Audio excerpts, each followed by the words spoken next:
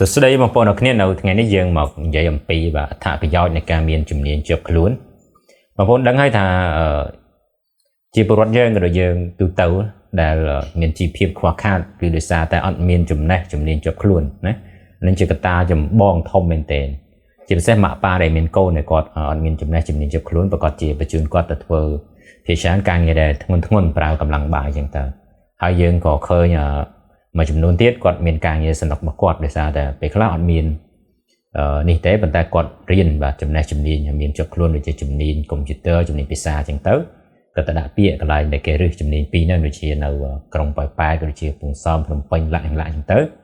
ដែលគេត្រូវការជំនាញពីរហ្នឹងដែលមិនគិតអំពីកម្រិតវប្បធម៌រៀនដល់ណាទេសំខាន់ឲ្យមានជំនាញពីរហ្នឹងធ្វើការគេកើតគេយកអញ្ចឹងទៅឲ្យប្រាក់ខែក៏បានថ្លៃផងដែរជាពិសេសការងារ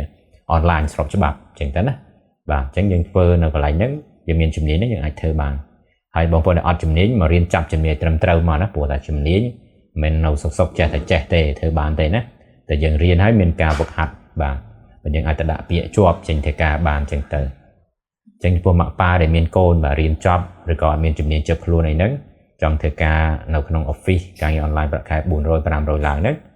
បាទឲ្យគាត់មករៀននៅសាលាយើងមកព្រោះសាលាយើងគឺសាលាជំនាញបាទរៀនបែបមកចេះចេញទៅដាក់ពាក្យធ្វើការបានតែម្ដងយើងចំណាយមួយដល់មួយណាចេញទៅយើងធ្វើការបានអត់ខាតពេលចាំបងប្អូនដែលចាប់អារម្មណ៍អាចមកចុចឈ្មោះរៀននៅសាលាជំនាញពិតដែលមានស្ថាននៅក្រុងប៉ោយប៉ែតនៅខាងជើងបាទខ្លងទ្វារវត្តថ្មី100ម៉ែត្រណា